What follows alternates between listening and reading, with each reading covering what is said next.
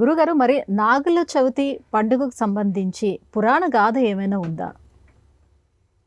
బ్రహ్మపురాణంలో ఈ నాగుల చవితికి సంబంధించిన వృత్తాంతాన్ని మనం చూడవచ్చు. పూర్వం శూరసేనుడు అనేటటువంటి ఒక చక్రవర్తి కృతయుగ కాలంలో ప్రజలను పరిపాలించేటటువంటి వాడు. ఆగ్రహావేశాల కారణంగా ఎవరినో అవమానించడంతో శాపం పొంది సర్పరూపం ధరించాడు. ఆ సర్పరూపం పోయే నిమిత్తమై వివిధ పుణ్యక్షేత్రాలు, తీర్థక్షేత్రాలలో స్నానం చేస్తూ రాగా గోదావరి నదిలో స్నానం చేయడంతో ఆ శూరసేనుడికి ఆ దోషం తొలగిపోయింది. కార్తీక మాసం అంటేనే స్నానాలకు సంబంధించిన మాసం కనుక నాగములకు సంబంధించిన ఈ వృత్తాంతాలు ఇంకా ఏమైనా ఉన్నాయా? తెలుగునాట నాగాయలంక ఒక ఊరి పేరు. తెలుగునాట నాగరాజు అన్న పేరు గల వ్యక్తి లేని గృహాలు ఉండవు.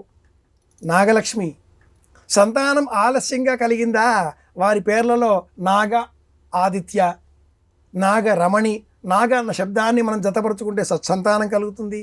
ఇలాంటి బహువిధములైన విశ్వాసాలను మనం చూస్తూ ఉంటాం. మంగళగౌరి వ్రతంలో కూడా సంతానం లేని ఆ దంపతులు వ్రతాన్ని పాటించే సమయంలో ఆ సర్పాన్ని మనం కథలో 2-3 సార్లు గమనిస్తూ ఉంటాం. కనుక కార్తీక మాసం చైతన్యవంతమైన మాసం, సర్ప కదిలేటటువంటి మాసం. ఆస్తికుడి కారణంగా మహాభారత ప్రారంభంలో ఉండేటటువంటి సత్రయాగం అది కాస్త సర్పయాగంగా మారడం, జనమేజయుడు నిర్వహించిన సర్పయాగ వృత్తాంతాన్ని కూడా మనం తలుచుకోకుంటే భారతమే చదవం కదా. కనుక తెలుగువారికి నాగజాతికి ఉన్న సంబంధం తరతరాలుగా ఉన్నటువంటిది. అనేక పురాణాలలో మనం సర్పాలకు సంబంధించిన వృత్తాంతాలను చూస్తూ ఉంటాం. పాతాళ లోకానికి అధిపతి వాసుకి సర్ప సంబంధమైన రూపమే.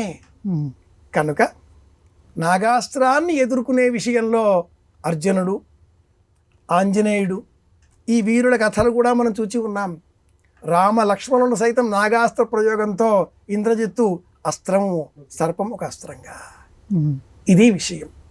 కనుక నాగుల చవితి నాడు సత్యం ఏమిటా అంటూ వైజ్ఞానికంగా ఆలోచించే ప్రయత్నం చేయాలి. అదే ముఖ్యం.